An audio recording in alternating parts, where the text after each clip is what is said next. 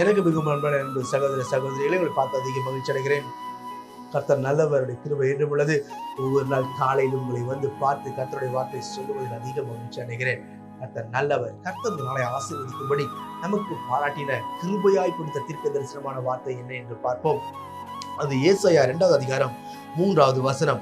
அவர் தமது வழிகளை நமக்கு போதிப்பார். அவர் தமது வழிகளை நமக்கு போதிப்பார் என்று கர்த்தருடைய வார்த்தை சொல்லுகிறது. தம்முக்காய் வேறு பிரிக்கப்பட்ட ஜனத்திற்கு, தம்மால் வேறு பிரிக்கப்பட்டு தம்மால் உலகத்திலிருந்து பிரித்தெடுக்கப்பட்ட ஜனத்திற்கு, அவருக்காக வாழ்கிற ஜனத்திற்கு ஆண்டவர் என்ன செய்கிறார்? வழியை போதிக்கிறவராய் இருக்கிறார். இன்றைக்கு ஒரு வேளை வாழ்க்கையை துவங்கி இருக்கிற நீங்கள் என்ன செய்வது என்று தெரியாமல் திகைத்துக் கொண்டிருக்கலாம்.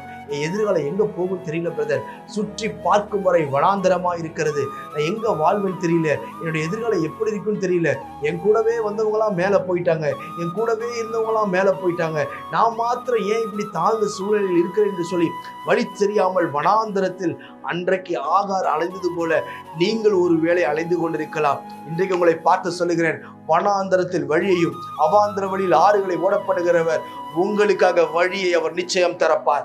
உங்களுக்காக வாசலை திறப்பார். உங்களை வாழ வைக்கும்படி, உங்கள் தலையை உயர்த்தும்படிக்கு, உங்களுக்கு வழிகாட்ட அவர் போதுமானவராய் இருக்கிறார். பிரியமானவர்களே, சோர்ந்து போகாதிருங்கள். கர்த்தர் நமக்கு வழியை போதிக்க வேண்டும் என்று சொன்னால் நீங்களும் நானும் செய்ய வேண்டிய ஒரு காரியம் ஒன்று உண்டு. சங்கீதம் 1வது சங்கீதம் 1 வசனம் சொல்லுகிறது, துன்மார்க்குடைய ஆலோசனை நடமாமலும் பாவிகளுடைய வழியில் இல்லாமலும் பரியாசக்காரன் உட்காரும் இடத்தில் உட்காராமலும் என்று சொல்லி கர்த்தர் நம்மிடத்தில் எதிர்பார்க்கிற ஒரு காரியம், சொல்லுகிற ஒரு காரியம் என்ன? துன்மார்க்குடைய ஆலோசனை நடவாமலும் பாவிகளுடைய வழியில் இல்லாமலும் பரியாசக்கார உட்கார்கிற இடத்தில் உட்காராமலும். இந்த 3 காரியத்தையும் நீங்களும் நானும் கடைபிடித்து செய்வோமே ஆனால் அவர் அவருடைய வழியை நமக்கு போதிப்பார், சரியான பாதையில் நடத்துவார், கண்மணி போல பாதுகாப்பார். நான் உங்களுக்கு ஜெபிக்கிறேன். பிதாவே, இந்த வார்த்தையெல்லாம் கேட்கிற நண்பு சகோதர சகோதரி ஓடி கருத்து ஜெபிக்கிறேன். கிருபை சூழ்ந்திருக்கட்டும். கனப்படுத்தி மேன்மைப்படுத்தி உயர்த்துவீராக. பிள்ளைகளுக்காய் நீர் வழக்காடி வாசல்களை திறக்கும்படிக்கு நான் ஜெபிக்கிறேன்.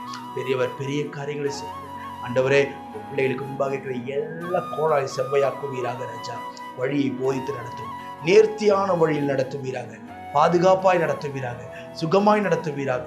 கிருபை சூழ்ந்திருக்கட்டும். இயேசுவின் நாமத்தில் ஜெபிக்கிறேன். உங்கள் ஜீவனுள்ள பிதா. ஆமென். God bless you.